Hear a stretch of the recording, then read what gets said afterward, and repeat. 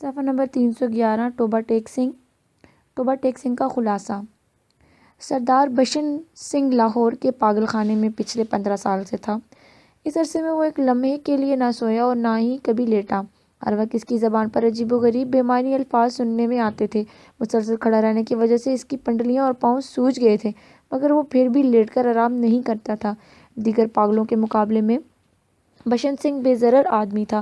اپنے عرصہ قیام میں اس نے کسی کے ساتھ جھگڑا فساد نہیں کیا۔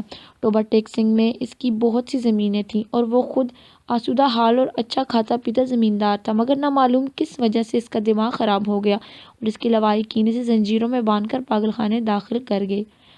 ابتدا میں اس کے رشتہ دار ہر ماہ ایک مرتبہ اسے ملنے اور خیر خیریت دریافت کرنے آتے تھے، مگر تقسیم ہند کے وقت ان لوگوں کی آمد و رفت بند ہو گئی۔ پاگل خانے میں سب لوگ اسے ٹوبہ ٹیک سنگھ کے نام سے پکارتے تھے۔ ٹوبہ ٹیک سنگھ کو وقت گزرنے کا قطعی احساس نہ رہا۔ ہر مہینے اسے البتہ اپنے عزیز و اقارب کے آنے کی خبر غیر محسوس طریقے پر ہو جاتی تھی۔ وہ ان سے ملاقات کے لیے خاص طور پر تیاری کرتا تھا، اچھی طرح صابن مل کر خوب نہاتا، سر میں تیل لگا کر کنگھا کرتا، صاف ستھرے کپڑے پہنتا اور ملاقاتیوں سے ملنے کے لیے جاتا، کسی بھی سوال کے جواب میں خاموش رہتا یا بے معنی الفاظ ادا کر دیتا۔ اس کی ایک لڑکی تھی جس کا نام روپ کور تھا۔ ان 15 سالوں میں وہ جوان ہو چکی تھی۔ وہ جب بھی اپنے باپ سے ملنے آتی اسے دیکھ کر روتی رہتی۔ بٹوارے کے 2-3 سال بعد پاکستان اور ہندوستان کی حکومتوں نے فیصلہ کر لیا کہ دیگر اخلاقی قیدیوں کی طرح پاگلوں کا بھی تبادلہ ہونا چاہیے۔ ہندوستان میں رہ گئے مسلمان قیدیوں کو، جن کے لواحقین پاکستان میں ہیں، اور پاکستان میں رہ جانے والے ہندو اور سکھ جن کے رشتہ دار ہندوستان میں تھے، ان کو ان کے متعلقہ ملکوں میں بھیج دینا چاہیے۔ چنانچہ پاگلوں کا تبادلہ عمل میں لایا گیا۔ پاگل خانے کے اندر موجود پاگلوں کو تقسیم ہند کا تو علم کسی نہ کسی طرح ہو گیا، مگر یہ معلوم نہ ہو سکا کہ فلاں علاقہ کس طرف چلا گیا ہے۔ صفحہ نمبر 312 پاگلوں میں اس سلسلے پر بڑی دلچسپ بحث ہوا کرتی تھی۔ پاکستان کے بارے میں بعض پاگلوں کی یہ رائے تھی کہ ہندوستان میں ایسی جگہ ہے جہاں استرے بنتے ہیں۔ بعض پاگلوں کی الجھن یہ تھی کہ ہندوستان جا کر وہ کون سی زبان بولیں گے، کیونکہ انہیں ہندو وستوڑوں کی بولی نہیں آتی۔ کچھ پاگل پاکستان زندہ باد، مرد آباد کے نعرے لگاتے، کچھ پاگل بڑے جوش و ولولے سے اپنی جذباتی کیفیات کا اظہار کرتے۔ چنوٹ کے ایک پاگل کا نام محمد علی تھا۔ اس نے اعلان کیا کہ وہ قائد اعظم ہے۔ اس طرح ایک سکھ پاگل نے ماسٹر تارا سنگھ ہونے کا اعلان کیا۔ خون خرابے تک نوبت پہنچ جاتی تھی، مگر دونوں کو خطرناک پاگل قرار دے کر الگ الگ بند کر دیا گیا۔ محبت میں ناکام ایک ہندو وکیل کو اس بات پر سخت غصہ ہوا کہ امرتسر ہندوستان میں شامل ہو جائے گا، جس کی وجہ سے اب اس کی اپنی محبوبہ سے ملاقات نہ ہو سکے گی۔ وہ ہندو اور مسلمان لیڈروں کو گالیاں دیتا تھا کہ انہوں نے مل کر ہندوستان کے 2 ٹکڑے کر دیے۔ اس کی محبوبہ ہندوستانی بن گئی اور وہ پاکستانی۔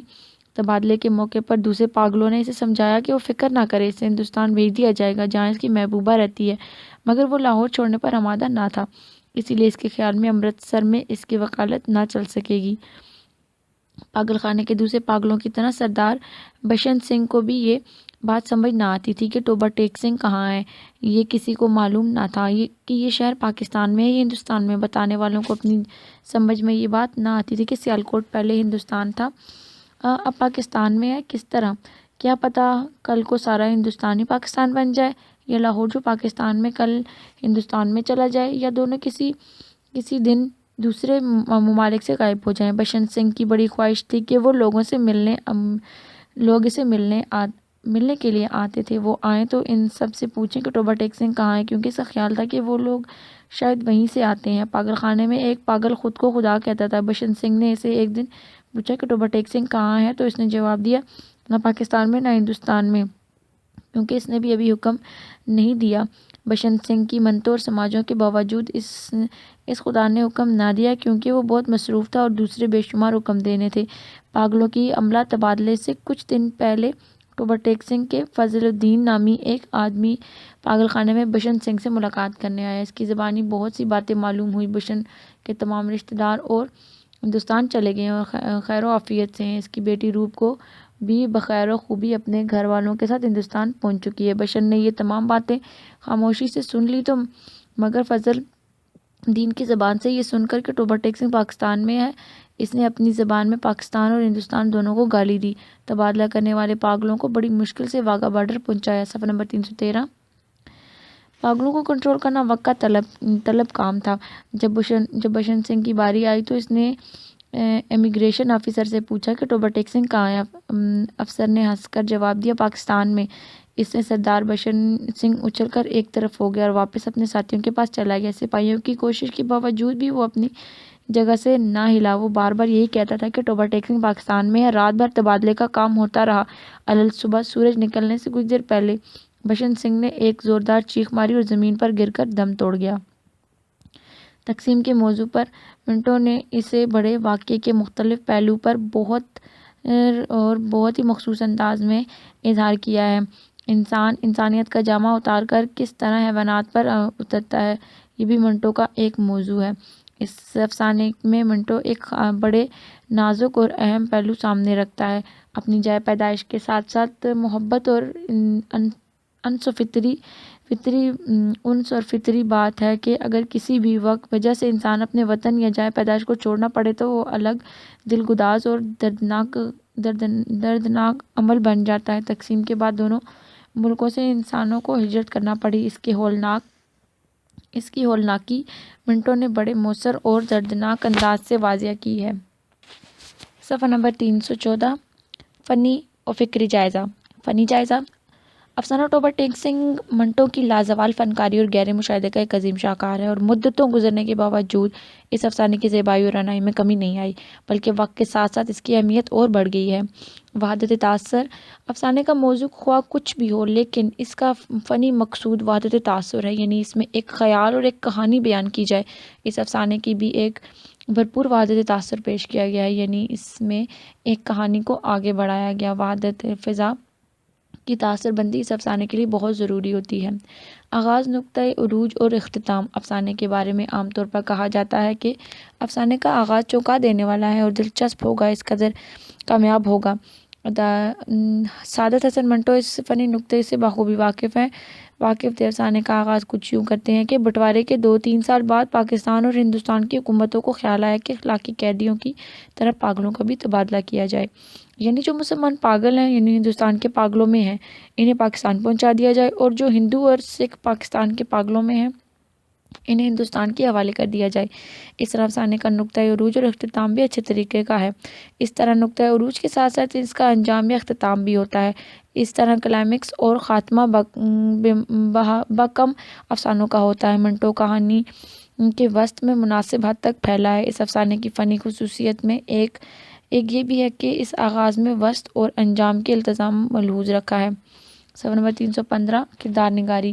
فنی نقطۂ نظر سے افسانہ ٹوبہ ٹیک سنگھ کے کرداروں میں بذات خود ٹوبہ ٹیک سنگھ کا، جس کا نام بشنت سنگھ ہے اور لاہور کی جیل میں 12 سال سے مسلسل زمیندار اخبار پڑھنے والے پاگل مولوی صاحب، پاکستان کے بارے میں اس پاگل سے پوچھنے والا پاگل بشن کے لواحقین، یعنی اس کی بیٹی روپ کو، ربھائی بلیر سنگھ، بدھا سنگھ کی بھاوج، امرت کور ٹوبہ ٹیک سنگھ کے دوست، فضل الدین چنوٹ کے موٹے مسلمان پاگل، محمد علی اس کے مقابل، ماسٹر تارا سنگھ، درخت پر چڑھنے والے پاگل، M S C radio engineering, دھڑنگ گھومنے والے پاگل مسلمان پاگل، خدائی کا دعویٰ کرنے والے پاگل، لاہور کے ہندو وکیل کے علاوہ اور بھی کردار ہیں۔ مندرجہ بالا کرداروں میں پاگل کرداروں کی اکثریت یہ ہے کہ افسانہ نگار کے افسانہ لکھتے وقت فن کردار کی تمام اصولوں کو سوچ سمجھ کر برتا، اسی لیے پاگلوں کی حرکات و سکنات کی ہو بہو ترجمانی اور عکاسی کی ہے۔ افسانے کی دنیا میں پاگلوں کے کردار نگاری کے حوالے سے افسانہ ٹوبہ ٹیک سنگھ منفرد افسانہ ہے، اور اس انفرادیت سعادت حسن منٹو کی حصے میں آ سکتی ہے۔ دوسرے ضمنی کردار بھی اس میں حیثیت رکھتے ہیں۔ افسانہ نگار کے مجموعی کردار کرتے ہوئے ضمنی اور مرکزی کردار کو عطا گہرائیوں میں جھانک کر دیکھا ہے اور ہمیں دکھائی دیا ہے۔ اس افسانے میں سکھوں اور پاگلوں کے کردار افسانہ نگار جس مہارت سے تراشتے ہیں، وہ ان کی عظمت کا منہ بولتا ثبوت ہے۔ مکالمہ نگاری کردار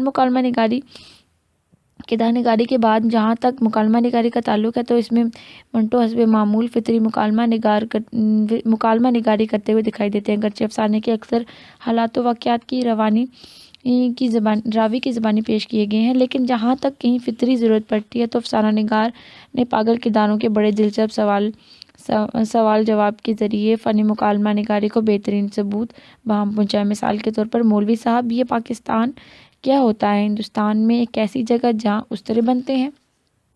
صفحہ نمبر 316۔ اس دلچسپ جواب کے علاوہ مولوی اور صاحب جیسے الفاظ کہ ہر طور کہا جائے تو کرداروں کی سادگی مکالموں کو فطری مقام سے ہمکنار کر دیتی ہے۔ اسی سیشن سنگھ کا دوست فضل الدین جب گفتگو کرتا ہے تو اس کے لب و لہجے میں دیہاتی پن کی سادگی، مٹھاس اور لوچ افسانہ ٹوبر ٹیک سنگھ کے مکالموں کو انتہائی فطری قرار دی جاتی ہے۔ پلاٹ: جہاں تک افسانے کے پلاٹ یا کہانی کا تعلق ہے تو ٹوبر ٹیک سنگھ کا پلاٹ تو ویسا تو سیدھا سادہ ہے، لیکن اگر ہم اسے علامتی طور پر سمجھنے کی کوشش کریں تو حالات و واقعات کی پیچیدگی محسوس ہوتی ہے۔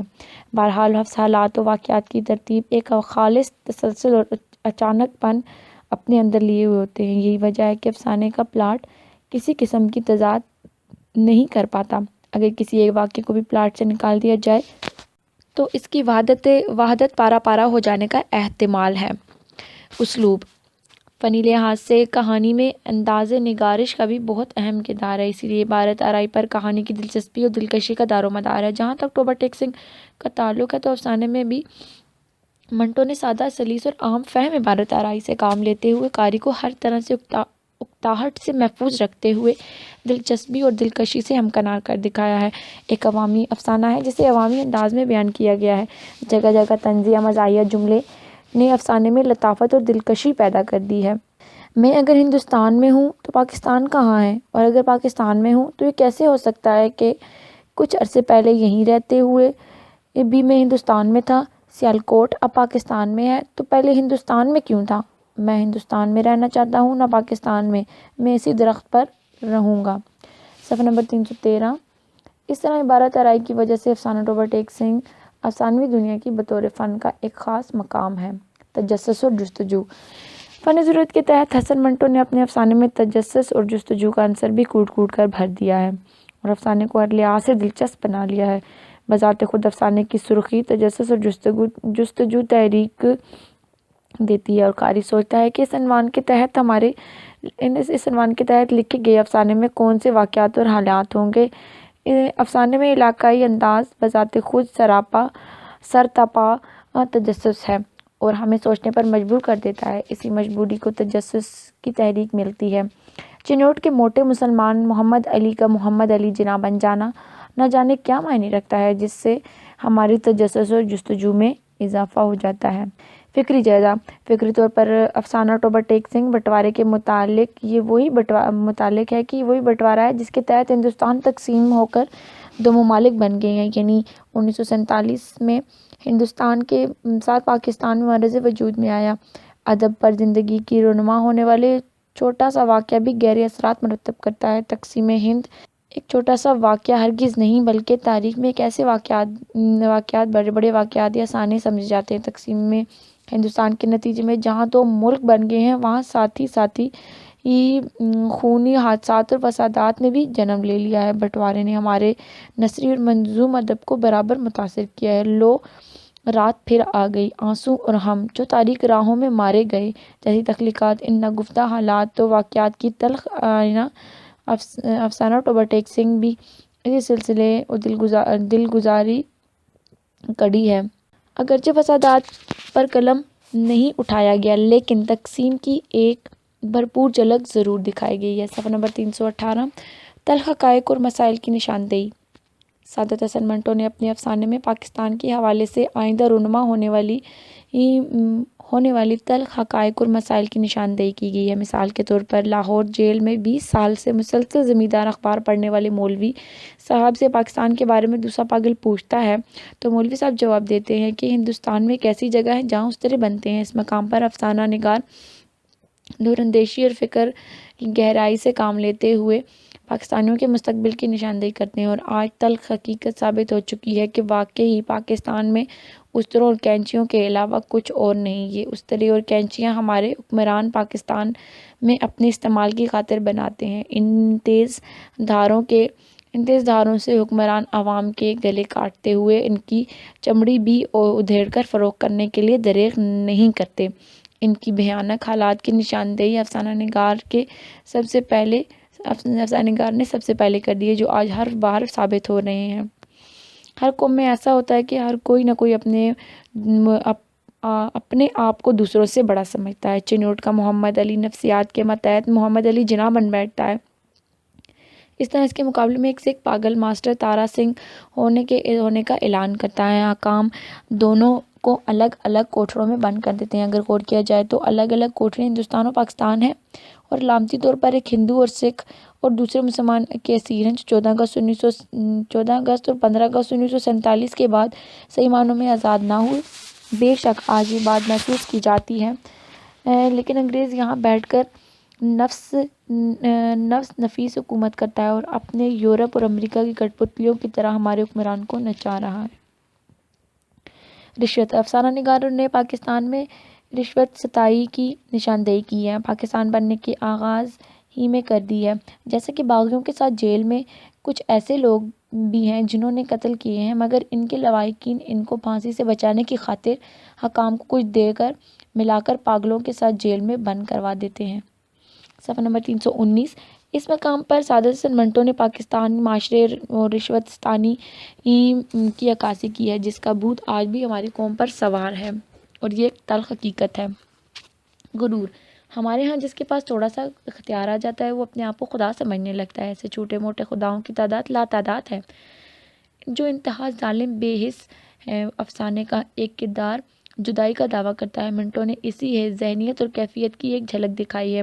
تقسیم کے نتیجے میں بہت سے لوگ ایک دوسرے سے بچھڑے ہوئے ہیں، خونی رشتے جدا ہو گئے ہیں، جذباتی رشتے سحر و فراق کی عطا گہرائیوں میں کھو گئے ہیں، جیسے ڈالی سے پھول ٹوٹتے ہیں۔ ایسی حقیقت کا اظہار لاہور کے ہندو وکیل اس کی امر شرونی محبوبہ کے حوالے سے کیا ہے۔ تقسیم ہند کے بعد ہندو وکیل لاہور میں ہی رہ کر پاکستان بن جاتا ہے، اور امرتسر کا ہندوستان میں رہ جانا اس کی محبوبہ کو ہندوستانی بنا دیتا ہے۔ ہندو وکیل پریکٹس نہ چلنے کی خوف سے ہندوستان نہیں جاتا، گویا سب نالائقوں کی جگہ پاکستان ہے۔ بش سنگھ یعنی توبہ ٹیک سنگھ کے لواحقین بھی اس سے بچھڑ جاتے ہیں۔ بش سنگھ اور اس کے رشتہ داروں کے حوالے سے جو تقسیم سب سے پہلے وہ جیل میں اس سے ملنے آیا کرتے تھے، ان لاتعداد لوگوں سے بچھڑ جانے اور جدائی کا دھڑا بیان کیا گیا ہے، جو تقسیم کے بعد بھی ایک عمر ایک دوسرے سے نہیں مل سکتے۔ بش سنگھ کے رویے سے یہ بات واضح ہو گئی ہے کہ ہر انسان کو اپنی جائے پیدائش سے محبت ہوتی ہے، اسی لیے بش سنگھ خاردار تاروں کے درمیان زمین کے اس ٹکڑے پر مر جاتا ہے جو نہ ہندوستان اور نہ پاکستان ہے۔ ہندوستان وہ اس لیے نہیں جانا چاہتا کہ جنم بھومی یعنی توبہ ٹیک سنگھ شہر پاکستان میں رہ گیا، اور خاردار تاروں کے درمیان بش سنگھ کا دم توڑنا اور ان لوگوں کی المناک موت کا دلسوز استعارہ ہے، جو ہجرت کرتے ہوئے نہ پاکستان پہنچ سکے اور نہ ہندوستان، بلکہ راستے میں فسادیوں نے انہیں ذبح کر ڈالا۔ صفحہ نمبر 320۔ حصہ چارم۔ ڈرامہ۔ کچھ ڈرامے کے بارے میں۔ ڈرامے کا تصور قدیم یونان سے وابستہ ہے۔ ڈرامہ لفظ یونانی زبان سے بنا ہے، جس کے معنی تمثیل، ناٹک یا سوانگ کے ہیں۔ ان سب الفاظ کا مفہوم ہے کچھ کر کے دکھانا۔ ڈرامے سے انسان کی دلچسپی فطری ہے۔ ڈرامے کی جامع تعریف کرنا۔ ایک مغربی ناقد ہڈسن کے الفاظ میں ڈرامہ ایک نقالی ہے جو حرکت و عمل اور تقریر کے وسیلے سے کی جاتی ہے۔ اردو میں ڈرامہ کے ایک ممتاز نقاد ڈاکٹر محمد سلیم قریشی کا خیال ہے کہ ڈرامہ سٹیج پر فطرت کی نقالی کا ایک ایسا فن ہے جس میں اداکاروں کے ذریعے زندگی کی غیر معمولی اور غیر متوقع حالات کے عمل میں قوت ارادی کا مشاہدہ تماشائیوں کے روبرو ایک متعین وقت اور مخصوص انداز میں کیا جاتا ہے۔ مختصر یوں سمجھیے کہ ڈرامہ وہ کہانی ہے جو مختلف کردار اپنی گفتگو اور اپنے عمل کے ذریعے سٹیج پر پیش کرتے ہیں۔ داستان، ناول، افسانہ اور ڈرامہ قصے کے مختلف روپ ہیں۔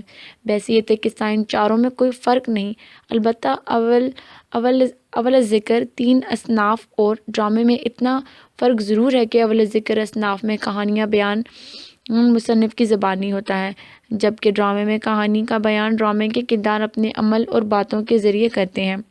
ایک معیار ڈرامے میں ربط و تسلسل اور توازن تناسب کی خصوصیت موجود ہوتی ہے۔ اس طرح ڈرامیت کا عنصر بھی ضروری ہے کہ تذبذب پیدا کرنے کے لیے ڈرامہ نگار بعض اوقات ٹکراؤ اور کشمکش استعمال کرتا ہے۔ ڈرامے کی کامیابی ان چیزوں کے بغیر ممکن نہیں ہے۔ ڈرامے میں سٹیج بنیادی اہمیت رکھتا ہے۔ سٹیج کے بغیر کوئی ڈرامہ پیش نہیں کیا جا سکتا۔ ڈرامہ نگار کو ڈرامہ لکھتے ہوئے سٹیج کی ضرورت کا خیال رکھنا پڑتا ہے۔ سٹیج کے تقاضوں کو نظر انداز کر کے اچھا ڈرامہ لکھنا ممکن نہیں۔ خیال رہے کہ سٹیج اصل ڈرامے کا حصہ نہیں ہوتا، مگر ڈرامے کی پیشکش میں صرف ضروری عنصر حیثیت رکھتا ہے۔ اس طرح پلاٹ کے بغیر کسی ڈرامے کا تصور بھی نہیں کیا جا سکتا، جس طرح ناول یا افسانے کے لیے ناگزیر ہے۔ اس طرح ڈرامے کے لیے ضروری ہے کہ اصلاً ڈرامہ بھی ایک اس طرح کا افسانہ ہوتا ہے جسے کردار کے مکالموں اور حرکات و سکنات کے ذریعے تماشائیوں کے سامنے پیش کیا جاتا ہے۔ پلاٹ کی حقیقت پر افسانے کے اور ناول کے ضمن میں بحث کی جا چکی ہے۔ صفحہ نمبر 321۔ ڈرامہ چونکہ تماشائیوں کے سامنے پیش کیا جاتا ہے، اس لیے تماشائی ڈرامے کا ایک اہم عنصر ہے، جن کی نفسیات کا خیال رکھنا بھی ضروری ہوتا ہے۔ اچھے ڈرامہ نگار قبول عام کی خاطر ہمیشہ تماشائیوں یا ناظرین کی اجتماعی نفسیات کو پیش نظر رکھتے ہیں۔ تاہم ڈرامہ نگار وہ ہے جو اجتماع کے لیے ڈرامے تحریر کرتے ہوئے فرد کو قطعی طور پر نظر انداز نہ کرے۔ کردار یا ادارے کا گفتگو اعمال اور حرکات و سکنات کے ذریعے ڈرامے کا آغاز کرتا ہے، ڈرامے کی ساخت، ترتیب اور تعمیر میں حصہ لیتا ہے، اور ڈرامے کی تکمیل اور اختتام بھی اسی کے ہاتھوں سے انجام پاتا ہے۔ کرداروں کی گفتگو ڈرامے کا ضروری جز ہے۔ مکالمے کے ذریعے ہی کہانی شروع ہوتی ہے اور مختلف مراحل سے آگے بڑھتے ہوئے کسی نتیجے پر پہنچتی ہے۔ مکالموں کی طوالت کا اختصار اس کے مختصر اور مختلف موقعوں پر آوازوں کے اتار چڑھاؤ اور ان کے مختلف تاثر کے مکالمے کی کامیابی کا انحصار ہوتا ہے۔ بعض اوقات موسیقی کو ڈرامے کے اجزاء میں شامل کیا جاتا ہے، تاہم بہت سے ڈرامے اس کے بغیر بھی سٹیج کیے جاتے ہیں۔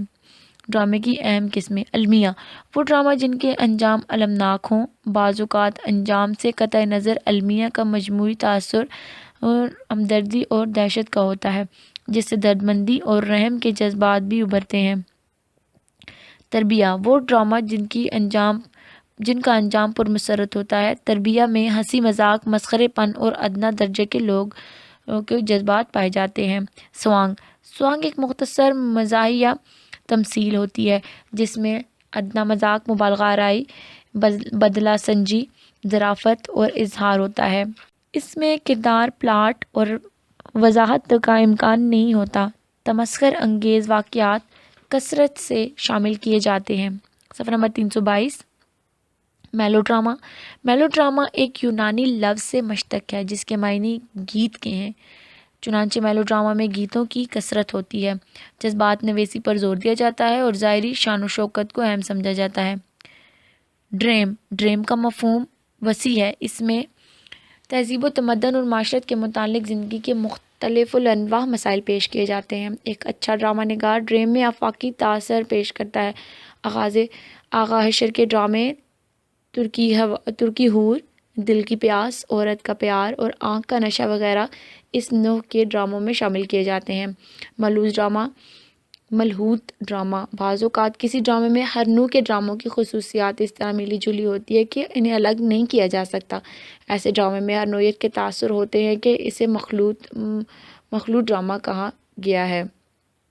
یکبابی ڈرامہ، تکنیک کے اعتبار سے یکبابی ڈرامہ نگار کی ایک اہم قسم ہے۔ اس میں ایک ہی باب میں ڈرامہ مکمل ہو جاتا ہے۔ عموماً ایک ایسا ڈرامہ مختصر ہوتا ہے جو دور حاضر کی زندگی کی مصروفیات بڑھ گئی ہیں، اسی لیے یکبابی ڈرامہ قبول عام حاصل ہے۔ اسے ایکانکی ڈرامہ بھی کہتے ہیں۔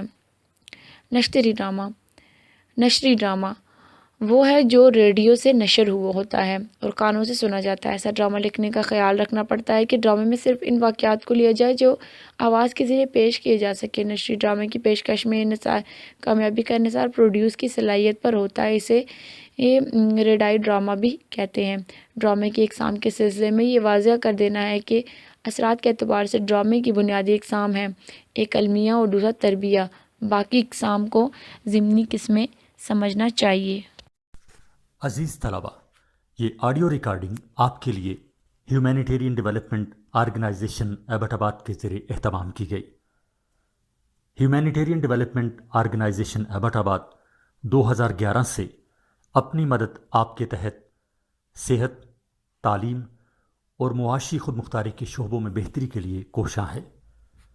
ادارہ نے نہ صرف خیبر پختونخوا بلکہ ملک بھر کے نابینا طلباء کی تعلیمی مشکلات اور رکاوٹوں کو دور کرنے کے لیے ایف اے تا ماسٹرز لیول کی نصابی کتب اور کورسز، جن میں علامہ اقبال اوپن یونیورسٹی کے کورسز بھی شامل ہیں، کو آڈیو ریکارڈنگ میں منتقل کرنے کا اہتمام کیا ہے تاکہ نابینا طلباء اعلیٰ تعلیم تک رسائی حاصل کر کے ملک و قوم کی ترقی اور خوشحالی میں اپنا بھرپور کردار ادا کر سکیں۔ یہ تمام آڈیو ریکارڈنگز نابینا طلباء کو بالکل مفت فراہم کی جا رہی ہیں۔ نابینا طلباء کے علاوہ دیگر طلباء بھی اس تعلیمی سہولت سے استفادہ کر سکتے ہیں۔ ہیومینیٹیرین ڈیولپمنٹ آرگنائزیشن ایبٹ آباد، ای میل HDOATD@gmail.com، ویب سائٹ HDORG.net، رابطہ نمبر 03459541 یعنی 0345 95 41 838۔ حصہ ڈرامہ سید امتیاز علی تاج۔ تعارفی نوٹ: پیدائش 1900 لاہور، والد کا نام سید ممتاز علی، وفات 19 اپریل 1970، تعلیم BA، اعزازات ستارہ امتیاز اور صدارتی اعزاز، تصنیف انارکلی، کتبہ کا قاضی، ماسرائے غرناطہ، چاچا چکھن، مزاحیہ کہانیاں، ہیبت ناک افسانے۔ سید امتیاز علی تاج کی ڈرامہ نگاری۔ ڈرامہ نگاری: سید امتیاز علی تاج نے یوں تو اردو ادب کی بے حد خدمت کی ہے، لیکن انہوں نے ڈرامہ نگاری میں زیادہ امتیاز حاصل کیا ہے۔ انارکلی، ماسرہ، کتبہ کا، کرتبہ کا قاضی ان کے مشہور اور اردو ادب کے وسیع تاریخی ڈرامے ہیں۔ اس کے علاوہ چاچا چکھن، طنز و مزاح اور ہیبت ناک افسانے بھی ان کی تخلیقات ہیں۔ سید امتیاز علی تاج ایک ایسے ادیب اور ڈرامہ نویس تھے جنہیں سب سے زیادہ روشنی ان کے اپنے ہی گھرانے سے ملی۔ ان کے والد سید ممتاز علی چونکہ ایک عالم دین تھے اور علمی خدمات کا جذبہ رکھتے تھے، اسی لیے انہیں تاریخ اور اسلام سے بھی بڑی لگن تھی۔ یہی تاریخ لگن امتیاز علی تاج میں بھی موجود تھی۔ سید امتیاز علی تاج نے اسی تاریخی پس منظر کو سامنے رکھ کر تاریخی ڈراموں کا آغاز کیا تھا۔ ان کا ڈرامہ انارکلی کو ایسے تاریخی ڈراموں میں سب سے اہم مقام حاصل ہے۔ اسی طرح انہوں نے کرتبہ کا قاضی اور ماسرہ غرناطہ ڈرامے بھی لکھے ہیں۔ یہ ڈرامے بھی تاریخی ڈرامے ہیں۔ صفحہ نمبر 324۔ تاریخی ڈراموں میں سید امتیاز علی تاج نے سب سے بڑی خوبی یہ ہے کہ وہ پرانی تاریخ کو ایک بار زندہ تابندہ کر دیتے ہیں اور ماضی کا نقشہ اس لگن اور خوبصورتی سے کھینچتے ہیں کہ ماضی ایک بار پھر زندہ جاوید ہو جاتا ہے۔ وہ ماضی کا نقشہ اس لگن اور خوبصورتی سے کھینچتے ہیں کہ ماضی ایک بار پھر زندہ جاوید ہو جاتا ہے۔ اس کے تاریخی ڈراموں میں وحدت زمان و مکان بھی ہوتی ہے اور وحدت تاثر اور جزیات کو بڑی مہارت سے اپنی گرفت میں رکھتے ہیں۔ سید امتیاز علی تاج اپنی تاریخی دان کے باوصف اپنے ڈراموں میں واضح اور بڑا وسیع پس منظر پیش کرتے ہیں۔ انہیں تاریخی شعور بھی ہوتا ہے کہ وہ کچھ لکھ رہے ہیں، اصل میں عہد رفتہ کا سرمایہ ہے، لیکن ان کا اظہار عہد جدید میں کرتے ہیں۔ سید امتیاز علی تاج اپنے وسیع مطالعے کے باعث اپنی تاریخی کرداروں کو بڑی خوبی اور تاریخی حقائق کے ساتھ پیش کرتے ہیں۔ اردو تاریخ ڈراموں کے ذریعے سید امتیاز علی تاج نے جو پایہ تحریر پیش کی ہے، ان میں مقصدی پہلو کے ساتھ ساتھ ڈراموں کی ادبیت بھی مسلمہ ہے۔ ان کا بیان اور زبان اس قدر مناسب اور شستہ ہے کہ دلچسپی برقرار رہتی ہے اور پلاٹ بھی قائم رہتا ہے۔ انہوں نے مزاحیہ تحریریں بھی لکھیں اور سنجیدہ تحریریں بھی، لیکن ان کا سب سے نمایاں رنگ تاریخی ڈرامہ ہے۔ سید امتیاز علی تاج ڈرامہ نویس ہیں چونکہ ان ڈرامہ کو بجا طور پر فنی پختگی بھی بخشی اور اس کے امکانات کو روشن کیا، کیونکہ سید امتیاز علی تاج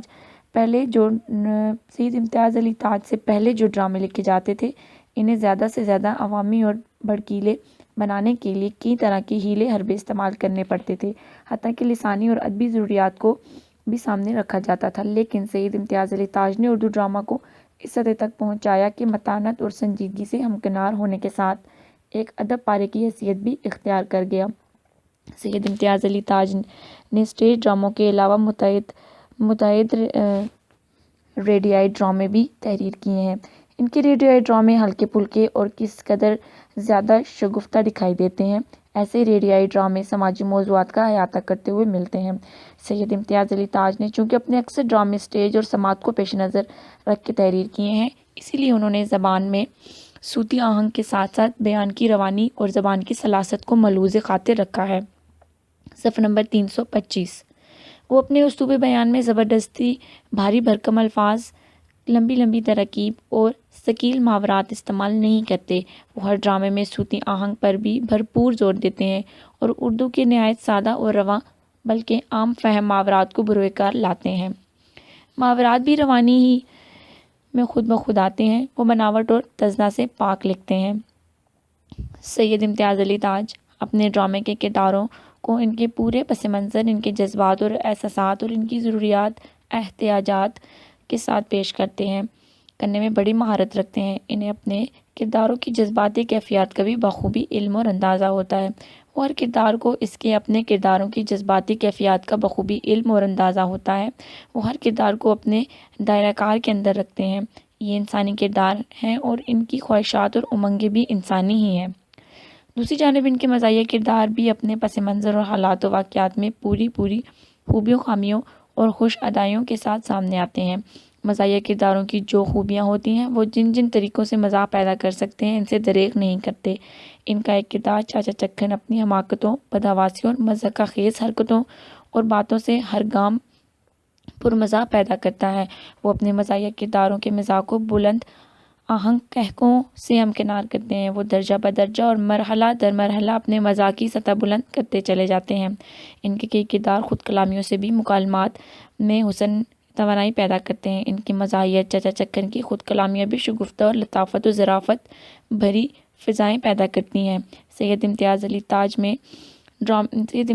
تاج ڈرامے میں واقعات کے تسلسل اور مکالمات کے تسلسل کو بڑے التزامات سے نبھاتے ہیں۔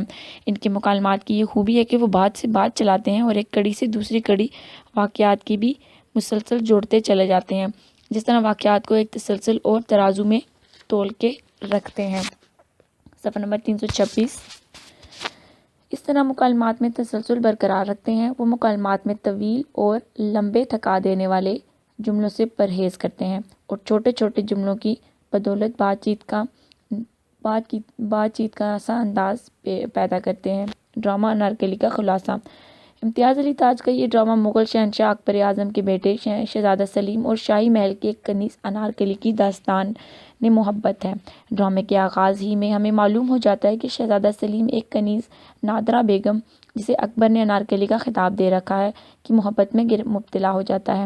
وہ ساتھ ہی یہ بھی پتہ چلتا ہے کہ انارکلی کے محل میں آ جانے سے قبل ایک اور کنیز دلارام بھی شہزادہ سلیم کو چاہتی ہے، لیکن اب تک اسے اظہار و جذبات کا کوئی موقع نہیں ملا۔ دلارام انارکلی کے نہ صرف عروج اور عزت افزائی پر اس سے رشک و حسد میں مبتلا ہوتی ہے، بلکہ اسے یہ بھی پتہ چلتا ہے کہ شہزادہ سلیم انارکلی کی طرف مائل ہے، تو وہ انارکلی کو اپنی رقیب تصور کرتے ہوئے اس کے خلاف سازش کا ایک جال تیار کرتی ہے۔ اتفاق سے جشن نوروز کا سارا نظام و اہتمام دلارام کے ہاتھ میں تھا۔ اس جشن میں انارکلی کو بادشاہ کے حضور اپنے رقص و نغمہ کا مظاہرہ کرنا تھا۔ دلارام وہاں نشستوں اور آئینوں کی ترمیم اس طرح رکھتی ہے کہ بادشاہ شہزادے کی حرکت و سکنات شیشوں میں دیکھ سکے۔ جب انارکلی کے گانے کی باری آتی ہے تو دلارام پانی میں شراب ملا کر اسے پلا دیتی ہے اور فیضی کی ایک ایسی غزل منتخب کر کے اسے گانے کے لیے دیتی ہے جس میں عاشق کی طرف سے اپنے محبوب کے لیے والہانہ جذبات محبت کا بیان ہے۔ انارکلی شراب کے سرور میں ماحول سے بیگانہ ہو جاتی ہے اور کچھ اس انداز سے نغمہ سرائی کرتی ہے گویا وہاں اس کے اور سلیم کے سوا اور کوئی نہیں ہے۔ اس کی کیفیت سب محسوس کرتے ہیں۔ سلیم انارکلی کو اشاروں سے منع کرتا ہے اور دلارام یہی منظر اکبر کو آئینوں میں دکھاتی ہے، جسے دیکھ کر اکبر غصے سے بے قابو ہو جاتا ہے اور انارکلی کو قید میں ڈالنے کا حکم دے دیتا ہے۔ صفحہ نمبر 327۔ اکبر کو اس بات کا ملال ہے کہ سلیم نے ایک ادنا کنیز کو اپنا مرکز توجہ کیوں بنایا۔ ادھر دلارام اکبر سے خفیہ بیان کرتی ہے کہ اس سلیم اور انارکلی کو اپنے کانوں سے بادشاہ کے خلاف سازش کرتے ہوئے سنا ہے، اور یہ بھی انارکلی سلیم کو اکبر کے خلاف اکساتی اور بغاوت پر آمادہ کرتی ہے۔ اسے گفتگو کے دوران اور داروغہ زندان اکبر کے حضور باریابی ہو کر شکایت کرتا ہے کہ سلیم نے بروز شمشیر انارکلی کو قید سے چھڑا لے جانا چاہا، اسے بڑی مشکل سے باز رکھا جا سکتا ہے۔ اکبر یہ باتیں سن کر اس قدر غضبناک ہوتا ہے کہ اسی وقت انارکلی کو زندہ دیوار میں گاڑ دینے کا حکم صادر کرتا ہے۔ اگلے دن صبح اسے زندہ دیوار میں چنوا دیتا ہے۔ جب سلیم کو انارکلی کی موت کی خبر ملتی ہے تو وہ طیش کے عالم میں چاہتا ہے، لیکن اسے بتایا جاتا ہے کہ وہ نظر بند ہے اور باہر نہیں جا سکتا۔ اس وقت وہ دلارام سے اس کا سامنا ہوتا ہے۔ وہ انارکلی کی بہن ثریا اسے بتاتی ہے کہ دلارام ہی انارکلی کے قتل کی ذمہ دار ہے۔ سلیم ایک عالم جنون میں اس کا گلا دبا دیتا ہے۔ جب اکبر کو اس واقعے کی اطلاع ہوتی ہے تو وہ فوراً سلیم کے پاس پہنچتا ہے، لیکن سلیم اسے پہچاننے سے انکار کر دیتا ہے۔ اکبر لاکھ چاہتا ہے کہ وہ اسے باپ کہہ کر سینے سے لگ جائے، لیکن سلیم اس پر آمادہ نہیں ہوتا۔ اکبر نہایت مایوس اور شکست کے عالم میں مسند پر بیٹھ جاتا ہے اور اس کی ماں اسے تسلی دیتی ہے کہ اس کے باپ اس کا سر اپنے سینے سے لگا لیتی ہے۔ سوال: ڈرامہ انارکلی کے حوالے سے سید امتیاز علی تاج کے ڈرامہ نگاری پر تفصیلی نوٹ لکھیے۔ جواب: ڈرامہ انارکلی کے حوالے سے سید امتیاز علی تاج کے ڈرامہ نگاری۔ سید امتیاز علی تاج نے یوں تو اردو ادب کی بے حد خدمت کی ہے، لیکن انہوں نے ڈرامہ نگاری میں زیادہ امتیاز حاصل کیا ہے۔ انارکلی، مہاترا، غرناطہ، کرتبہ کا قاضی ان کے مشہور اور اردو ادب کے دقیق تاریخی ڈرامے ہیں۔ تاریخی ڈراموں میں سید امتیاز علی تاج کی سب سے بڑی خوبی یہ ہے کہ وہ پرانی تاریخ کو ایک بار پھر زندہ و تابندہ کر دیتے ہیں۔ ذیل میں ہم انارکلی کے حوالے سے امتیاز علی تاج کی ڈرامہ نگاری پر بحث کرتے ہیں۔ صفحہ نمبر 228 پلاٹ: تاج نے انارکلی میں ہیت کا کوئی نیا تجربہ نہیں کیا، لیکن ہم دیکھتے ہیں کہ اس سلسلے میں انہوں نے ڈرامے کی عام روایات کو پوری طرح نبھایا اور متعلقہ فنی اصولوں کے پیش نظر چابک دستی اور ہنرمندی سے ڈرامے کی تشکیل و ترتیب کا کام انجام دیا۔ پلاٹ کے نقطہ نظر سے دیکھا جائے تو انارکلی ایک کامیاب ڈرامہ ہے۔ شروع سے آخر تک واقعات کو اس طرح ایک لڑی میں پرو دیا کہ قصہ پوری طرح مربوط ہو جاتا ہے۔ انارکلی سے پہلے اردو ڈرامے ہیں۔ دو ہر پلاٹ اکثر ملتے ہیں، مگر ان کی یہ خامی بھی ضمنی پلاٹ مرکزی پلاٹ میں پوری طرح سے پیوست نہیں ہو پاتا اور الگ کر دیا جاتا ہے تو مرکزی قصے پر کوئی اثر نہیں پڑتا۔ نقطۂ آغاز، نقطۂ عروج اور انجام: عام طور پر طویل ڈراموں کو 5 ایکٹ میں تقسیم کرنے کا رواج ہے، لیکن تاج نے انارکلی کو صرف 3 ایکٹ میں تقسیم کیا ہے۔ 3 ایکٹ کے ڈرامے میں عمل کی تقسیم ایک طور پر فطری رنگ اختیار کر لیتی ہے، یعنی پہلا ایکٹ تعارف کے لیے، دوسرا عروج کے لیے اور تیسرا انجام کے لیے۔ امتیاز علی تاج انارکلی کو 3 ایکٹ میں تقسیم کرنے کی وجہ سے کہانی کو عروج کے بعد انجام تک پہنچانے میں درمیانی منزل میں دشوار گزار اور فن و ہنر اور بے جا طوالت سے صاف بچ نکلتے ہیں۔ اس پلاٹ کو منظم و مربوط کرنے میں بڑی مدد ملتی ہے۔ پروفیسر عبدالسلام صاحب لکھتے ہیں، انارکلی کا پلاٹ کافی سادہ ہے۔ کہانی موضوع رفتار سے ارتقاء کی طرف بڑھتی ہے۔ کسی تعارف یا آغاز کے لیے طویل تشریح بیان ڈرامے کے لیے معیوب ہے۔ نیز ڈرامے کے لیے ضروری ہے کہ ابتدا میں کسی ایسے واقعے کی طرف اشارہ کیا جائے جس سے تماشائی یا ناظرین چونک کر پوری طرح اس طرف متوجہ ہو جائیں۔ پروفیسر عبدالسلام لکھتے ہیں، مناسب نقطۂ آغاز بھی ڈرامے کا بہترین اور بڑا معاون ہوتا ہے۔ سید امتیاز علی تاج نے انارکلی میں کہانی کو نہایت مناسب مقام سے شروع کیا گیا ہے۔ صفحہ نمبر 229 انارکلی کا موضوع ایک کنیز اور شہزادہ کی محبت ہے۔ اس ڈرامے کا موضوع وہ پرشور کشمکش ہے جس میں جاگیردارانہ طبقے کے ایک اعلیٰ ترین فرد اپنے پاؤں میں پڑی ہوئی جہاں مانی اور جہانگیری کی بیڑیوں کو کاٹ کر اپنے سماج کے ایک کم ترین فرد کی طرف بڑھنا چاہتا ہے، لیکن یہ کشمکش محبت اور جہاں فانی کے درمیان نہیں، سلیم کے ماحول اور انارکلی کی سماجی حیثیت کے درمیان ہے۔ امتیاز علی تاج کی بڑی جیت یہی ہے کہ انہوں نے انسانی جذبات کو ان کے سماج اور ماحول سے منقطع کر کے پیش نہیں کیا۔ اس طور پر انارکلی حقیقت نگاری کا ایک نیا معیار قائم کرتی ہے جو اب تک ڈراموں میں نہیں ملتا۔ انارکلی کا بنیادی خیال۔ ڈرامے میں اولین چیز کہانی ہے، اور اس کا بنیادی خیال ہوتا ہے کہ تاج اس سلسلے میں خوش نصیب ہیں کہ انہوں نے اپنے ڈرامے کے لیے ایسی کہانیاں منتخب کیں جس میں ہر رومانی نوجوان اپنے دل کی دھڑکنیں سنائی دیتی ہے۔ یہ کہانی اس زمانے سے تعلق رکھتی ہے جب مغلیہ سلطنت اپنی شان و شوکت کی معراج پر تھی۔ اکثر اپنی غیر معمولی حکمت عملی اور سیاسی بصیرت کی بنا پر اکبر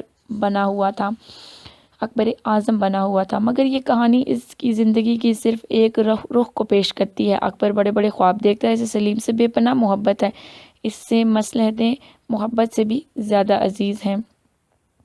تصادم۔ ڈرامے کی بنیادی شرط ہے، اس کے بغیر ڈرامائی عمل وجود میں نہیں آ سکتا۔ امتیاز علی تاج کے اس تکنیک سے ڈرامے میں بہت کام لیا ہے۔ یہاں قدم قدم پر کرداروں کے درمیان شدید فکر اور نظر آتا ہے۔ دل آرام شہزادے پر عاشق ہے۔ انارکلی سے پہلے وہ اکبری کی توجہ کا مرکز تھی۔ انارکلی نے دونوں کا التفا حاصل کر لیا، اسی لیے دل آرام انارکلی سے ٹکراتی ہے۔ صفحہ نمبر 330۔ داخلی تصادم۔ داخلی تصادم کی بھی کئی مثالیں موجود ہیں۔ اس تکنیک سے ڈرامے میں شدت پیدا ہوتی ہے۔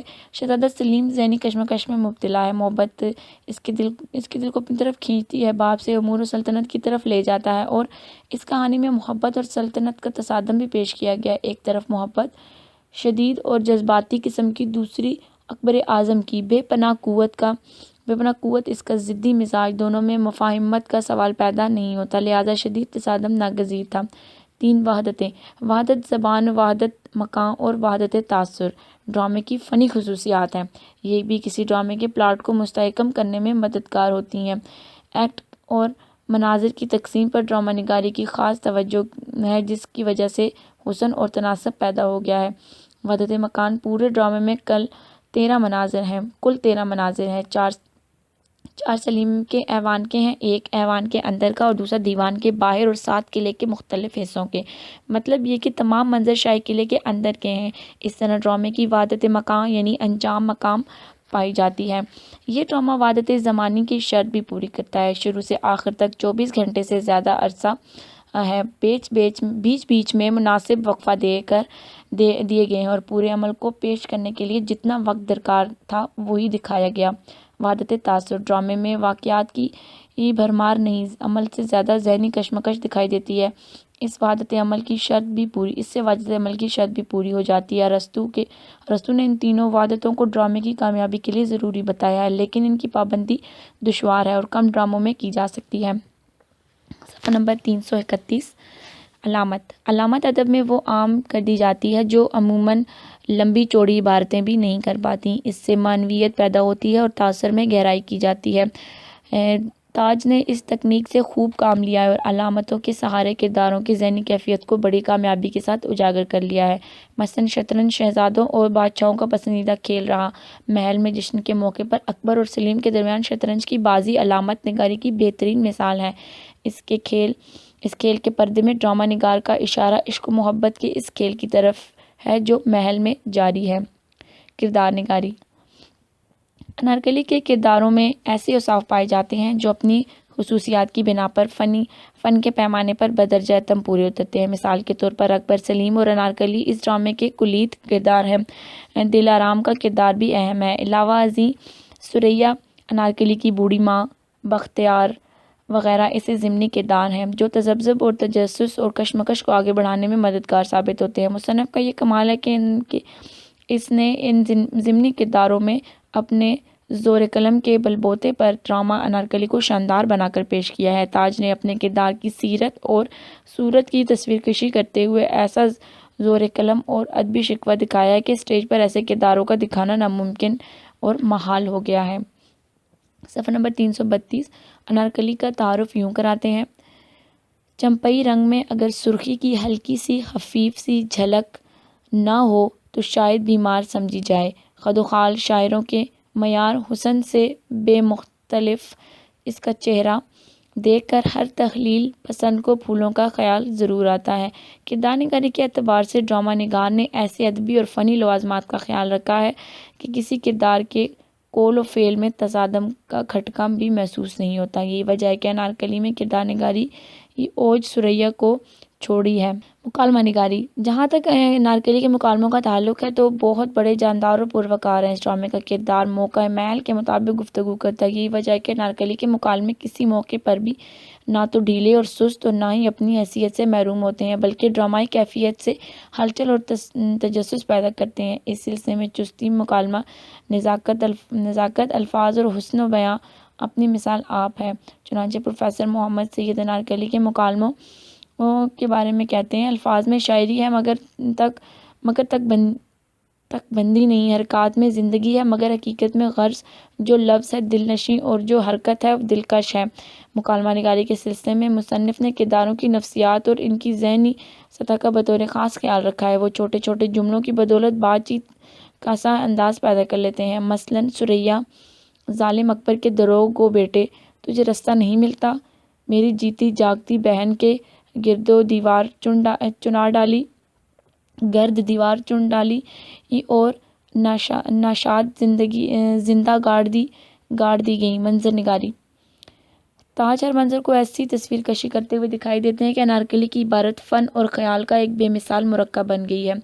جس منظر کو پیش کرتے ہیں اس کی ہو بہو تصویر ہمارے سامنے موجود آ جاتی ہے۔ مثلاً سلیم کے محل کے اندر کا منظر اس طرح پیش کرتے ہیں کہ گھنے پیڑوں کے طویل سلسلے میں کھجور کے کم بلند اور ساکت درخت کالے کالے نظر آ رہے ہیں۔ مندرجہ بالا منظر بے شک لاجواب ہے، اگرچہ فن ڈرامہ کے حوالے سے یہی منظر ڈرامہ کا نقص بھی بن جاتا ہے۔ صفحہ نمبر 333 پیغام: اس ڈرامے میں ڈرامہ نگار نے شہزادے اور کنیز کے خیالات اور جذبات کو محبت کی کسوٹی پر رکھنے کی کوشش کی۔ سماج میں غربت، انسان کی پرخلوص محبت اور لازوال محبت کو نفرت سے دکھایا جاتا ہے۔ یہ وجہ ہے کہ اکبر کے خیالات پر مادہ پرستی بھی مبنی ہے۔ ذرا غور کیا جائے تو جذباتی نفسیات اور معاشرتی خوابوں سے زندگی آج بھی اس ڈگر پر چل رہی ہے جس پر کئی صدیاں پہلے تھی۔ اسی لیے آج بھی وہی مادہ پرست شان و شوکت کی پاسداری اور طبقاتی اونچ نیچ کی گرم بازاری ہے۔ مجموعی جائزہ: سید امتیاز علی تاج اس ڈرامے کے اجزائے ترکیبی مثلاً دلکشی، بنیادی خیال، مناسب نقطۂ آغاز و کشمکش اور تصادم کا جاندار مواد، پلاٹ کی چست اور مصنفانہ تقسیم، کردار نگاری اور منظر کشی میں حقیقت و واقفیت اور فنکاری کے ابھارے جیسی تمام چیزوں کا خوبصورت اور ماہرانہ امتزاج نظر آتا ہے۔ ڈرامہ نگار: سوال: ڈرامہ انارکلی کس کا المیہ ہے؟ تفصیل سے لکھیے۔ جواب: ڈرامہ انارکلی کی کہانی کا بنیادی خیال محبت اور سلطنت کے درمیان تصادم اور کشمکش پر مبنی ہے۔ اس طرح اس ڈرامے میں رومانیت، رعب، دبدبہ، جلال و جمال اور بے پناہ قوت کوٹ کوٹ کر بھری ہوئی ہے، لیکن در حقیقت محبت بذات خود ایک بہت بڑی طاقت ہے۔ چنانچہ قوت اقتدار اور قوت جذبات کا ٹکراؤ جب ہوتا ہے تو ہر طرف اداسی ہی اداسی اور سوگ ہی سوگ چھا جاتا ہے۔ انارکلی کی افسردہ فضا کو دیکھتے ہوئے سوال یہ پیدا ہوتا ہے کہ انارکلی سلیم کا المیہ ہے، انارکلی کا یا اکبر اعظم کا؟ لیکن اس سوال کی اہمیت کے پیش نظر اس موضوع پر گفتگو ضروری ہے جو تاریخ کے صفحات سے ابھی تک اوجھل ہیں۔ اور بقول احتشام حسین یہ سوال بہت اہم ہے: انارکلی میں اصل کشمکش کیا ہے؟ صفحہ نمبر 334 کیا یہ سلیم انارکلی کو نہ پا سکا؟ کیا یہ دل آرام نے اپنے مجروح پندار کا انتقام لینے کے لیے سلیم کا راز اکبر پر فاش کر دیا؟ کیا یہ کہ شہنشاہ باپ اور ولی عہد کے بیٹے کے تعلق خراب ہو گئے جن کا اثر مغل حکومت کے استحکام پر پڑا؟ یقیناً یہ سارے پہلو ڈرامے میں موجود ہیں، لیکن میرے خیال یہ ڈرامہ سلیم یا انارکلی کا المیہ نہیں بلکہ یہ اکبر کا المیہ ہے۔ اس کے یہاں ایک باپ اور ایک شہنشاہ کے درمیان کشمکش ہے اور جو ان کے درمیان توازن قائم رکھنے کے لیے کوئی تیسرا راستہ نکالنے میں کامیاب نہیں ہوتا، یہ اس کی شکست ہے۔ اس کا شاہانہ جلال اور انارکلی کو دیوار میں زندہ چنوا سکتا ہے لیکن بیٹے کے دل میں باپ کی حیثیت سے کوئی جگہ نہیں بنا سکتا۔ اس کی آویزش کی یہی نوعیت ہے کہ اسے مسائلی ڈرامہ بناتی ہے اور امتیاز علی تاج اس کا بھرپور خیال رکھا جاتا ہے۔ اس کی خارجی کشمکش کے علاوہ جیسے اسٹیج پر دکھایا جا سکتا ہے، یہ داخلی کشمکش بھی عمل اور مکالمے سے نمایاں ہوتی ہے، لیکن پروفیسر عبدالسلام اس رائے کی اتفاق کرتے ہوئے نظر نہیں آتے کیونکہ وہ اسے کسی طور پر بھی اکبر کا المیہ قرار دینے کے حق میں نہیں ہے۔ اپنی رائے کا اظہار ان الفاظ میں کرتے ہیں: ایک دلچسپ سوال ڈرامہ نگار نے دیباچے میں خود اٹھایا ہے۔ لکھتے ہیں، اب تک جن لوگوں نے اسے سنا ان کا اس امر پر اختلاف ہے کہ یہ ٹریجڈی سلیم اور انارکلی کی ہے یا اکبر اعظم کی، لیکن انارکلی میں اتنی دل آویزی ہے کہ نام تجویز کرتے وقت کسی دوسرے امر کو ملحوظ رکھنا میرے لیے ناممکن تھا۔ اس سے دو باتوں کی وضاحت ہوتی ہے۔ ایک تو یہ ٹریجڈی کے لفظ کے ضمن میں مصنف نظریے کے بارے میں پتہ چلتا ہے، جس کی ٹریجڈی ہو اس کے نام سے ڈرامہ منسوب کیا جا سکتا ہے۔ یہ درست ہے، اکثر ڈرامہ نگار ایسے ہی کرتے ہیں، مگر یہ کوئی ضروری نہیں۔ پہلا سوال ذرا دلچسپ ہے۔ استعارے کے طور پر اسے اکبر کا المیہ کہا جا سکتا ہے، اسی لیے کہ وہ محبت پر فتح نہ پا سکا، اس کے مقصد میں ناکامی ہوئی۔ بہرحال المیہ کس کا ہے؟ صفحہ نمبر 335، دل آرام کا المیہ۔ جناب پروفیسر فقیر خان فکری اسے سب سے زیادہ دل آرام کا المیہ قرار دیتے ہیں۔ دل آرام ایک بدقسمت کردار ہے جس کی ٹریجڈی کی طرف کسی نقاد کا خیال نہیں گیا۔ نقادوں نے اس ڈرامے کو فردن اکبر سلیم یا انارکلی کا المیہ ثابت کرنے کی کوشش کرتے ہوئے دل آرام کو چالباز اور انتقامی جذبات کی مالک قرار دیا ہے، لیکن کسی نے دل آرام کے دل میں جھانکنے کی ضرورت محسوس نہیں کی کہ دل آرام تو انارکلی سے پہلے سلیم کو چاہتی تھی، انارکلی تو بعد میں آن ٹپکی۔ سوال یہ پیدا ہوتا ہے کہ ایسے حالات میں جذبات میں کیا دل آرام کو رقابت کا حق بھی نہیں پہنچتا؟ اگر ہم اسے یہ حق بھی نہیں دیتے تو پھر اس کا مطلب ہے کہ ہم انتہائی ظالم جابر اور انسانی احساسات و نفسیات کے مالک ہیں۔ ایسے دل آرام کو وہ انارکلی کے مقابلے میں زیادہ بیار و مددگار دل آرام کا بہت بڑا المیہ ہے کہ وہ جسے چاہتی ہے ٹوٹ کر پیار کرتی ہے۔ دل آرام سے نہ تو کوئی پیار کرنے والا اور نہ ہی سے انتقام لینے والا اور نہ ہی سوگ منانے والا، چنانچہ ڈرامہ بڑی حد تک دل آرام کا المیہ ہے۔ انارکلی کا المیہ، اسے ہم انارکلی کا المیہ قرار دیا جا سکتا ہے کیونکہ اس ڈرامے کا المیہ مرکزی کردار ہے اور ڈرامے کی تمام کہانیاں اس کے گرد گھومتی دکھائی دیتی ہیں۔ اس ڈرامے کے شروع سے لے کر آخر تک اس پر تباہی چھائی رہتی ہے۔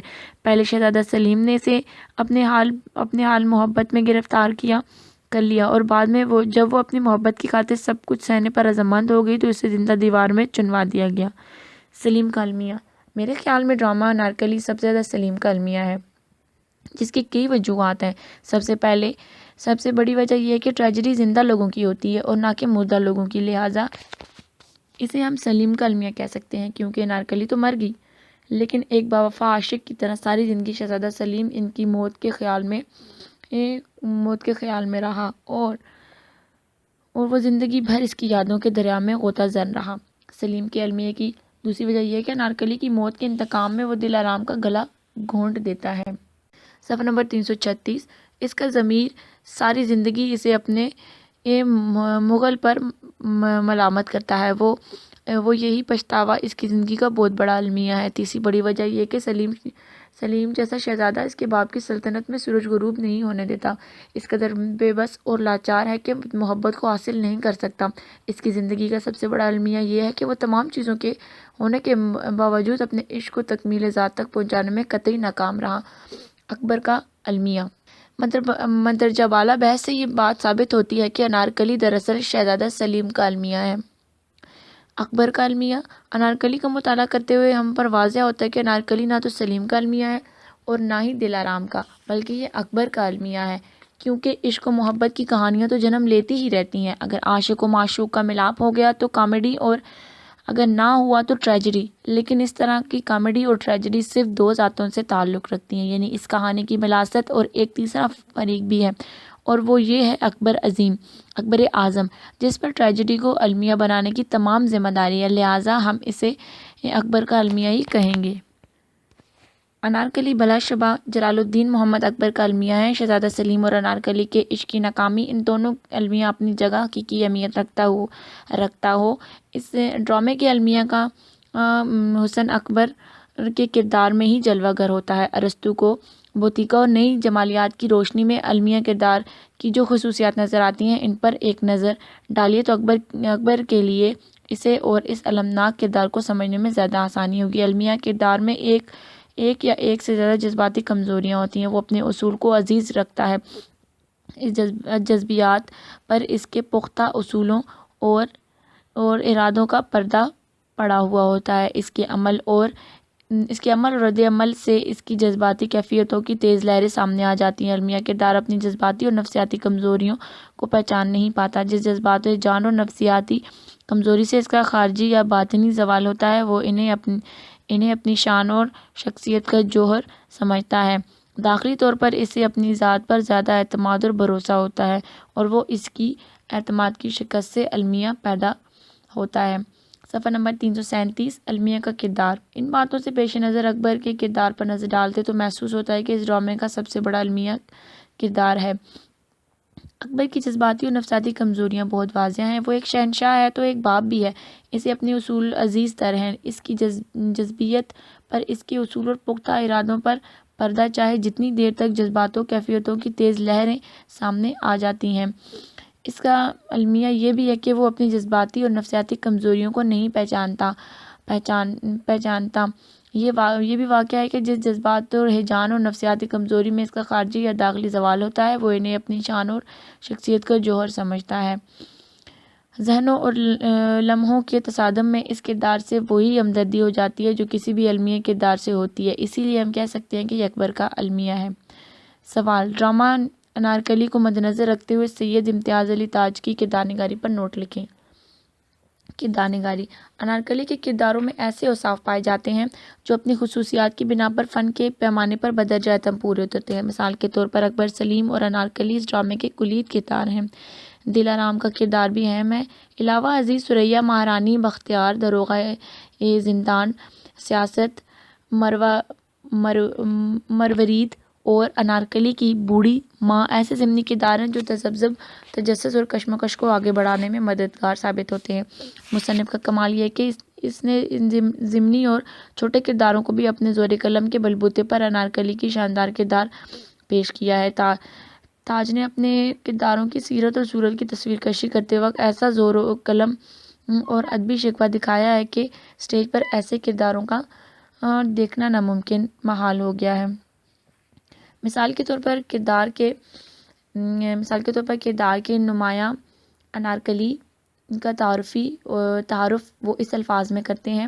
صفحہ نمبر 338 چمپائی رنگ میں اگر سرخی کی خفیف سی جھلک نہ ہو تو شاید بیمار سمجھی جائے۔ خد و خال شعراء کے معیار حسن سے بہت مختلف ہے۔ اس کا چہرہ دیکھ کر ہر تحلیل پسند کو پھولوں کا خیال ضرور آتا ہے۔ کردار نگاری کے اعتبار سے ڈرامہ نگار نے ایسے ادبی اور فنی لوازمات کا خیال رکھا ہے کہ کسی کردار کے قول و فعل میں تصادم کا کھٹکا بھی محسوس نہیں ہوتا۔ اکبر اعظم: اکبر کے سینے میں باپ کا دل ہے لیکن وہ اپنے ولی عہد کو پختہ عمل کا مالک و شاہانہ جاہ و جلال کا پیکر دیکھنا چاہتا ہے۔ وہ سلیم کو شیخو کی حیثیت سے بلا شبہ ٹوٹ کر پیار کرتا ہے لیکن ولی عہد کی حیثیت سے وہ اسے ملک گیر اور جہاں بانی کے جوہر سے مصنف دیکھنے کا آرزومند ہوتا ہے۔ وہ یہ نہیں چاہتا کہ ولی عہد اپنی ادنا کنیز کے سر پر محبت کا آنچل ڈالے بلکہ وہ یوں محسوس کرتا ہے کہ اکبر سلیم کی شادی کسی ایسی جگہ کرانا چاہتا ہے جہاں سلیم کے سیاسیات مضبوط ہو سکیں۔ سلیم کا کردار: سلیم انارکلی کا شیدائی تو ہے لیکن اس دل و جان سے نہیں ایسا لگتا کہ اس کے جسم میں گداز ہے، لیکن دل اس دولت سے یکسر خالی ہے۔ بے شک وہ باتوں کے بے شمار گھوڑے دوڑاتا ہے۔ مثال کے طور پر اللہ پھر یہ سہمی ہوئی محبت کب تک راز رہے گی، مجہور دل یوں ہی چپ چاپ دیکھا کرے گا۔ سلیم کے آخری جملے نہ صرف سلیم کے مستقبل کے متعلق ممکنہ اندیشوں کا اظہار ہے بلکہ اس سے اس کی قلبی کیفیت اور فطرت کی جانب بھی ایک واضح اشارہ ملتا ہے۔ اسی محبت کے مقابلے میں شہنشائی کی کوئی اہمیت معلوم نہیں ہوتی۔ آگے چل کر سلیم کی یہ گفتگو اس کے کردار کی وضاحت کرتی ہے۔ انارکلی: جہاں تک انارکلی کا تعلق ہے وہ در حقیقت عشق اور وفا کی فکر و فن ایک حسین و جمیل شاہکار ہے۔ وہ نہ تو زندگی سے خوف کھاتی ہے اور نہ ہی موت سے آنکھیں چراتی ہے۔ اسے اپنی رسوائی کا بھی ڈر نہیں لیکن شہزادے کی رسوائی کے بارے میں فکر مند رہتی ہے۔